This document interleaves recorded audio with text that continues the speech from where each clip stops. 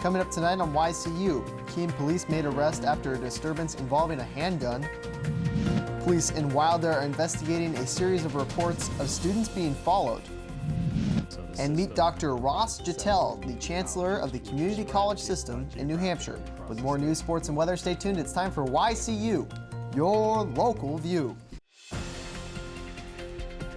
Now, your daily digest of the Dartmouth Lake Sunapee region and central Vermont. News, sports, weather, public affairs, and all that's happening in our area. The news on YCU, your local view. Hello and welcome to YCU. I'm David Carmichael. Keene police officers responded to the intersection of Blake and Winchester Streets for a disturbance involving a handgun. Police say the gun was displayed and waved around during the incident. The suspects left the area in a blue Ford Taurus. Shortly thereafter, Keene police stopped a vehicle matching the description in the vicinity of the incident. A handgun was found inside the vehicle. 25-year-old Sunil Tahil Ranani of Troy was charged with reckless conduct. 21-year-old Austin Flau of Keene was charged with criminal threatening. No one was hurt during the disturbance. Police are investigating reports of students being followed and watched in Wilder. On Monday, a teacher reported seeing 3 men following a middle school girl. The teacher told police that she pulled over to talk to the student as a deterrent.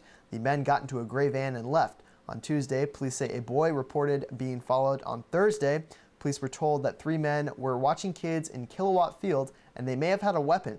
They are asking parents to be on alert and kids not to walk alone.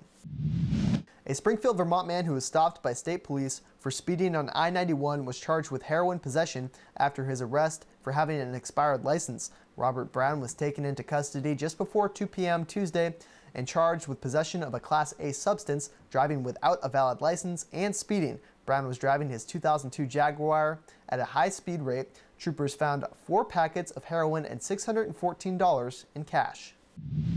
Thursday, Vermont Public Safety Commissioner Keith Flynn illustrated the difference between 1 ounce and 2 ounces of marijuana for the House Judiciary Committee. The committee is taking testimony on replacing criminal penalties for relatively small amounts of marijuana with a civil fine of $100. Flynn says that the drug reform must include education, rehab, and allow law enforcement to focus on bigger priorities. As currently written, the House Bill 200 would decriminalize up to 2 ounces of pot, 2 mature plants, and 7 immature plants. The New Hampshire House Finance Committee approved a budget that attempts to restore some of the cuts made in the last legislative session and not to rely on casino licensing fees to fund programs. Governor Maggie Hassan included $80 million in casino licensing fees in her budget she submitted to the House.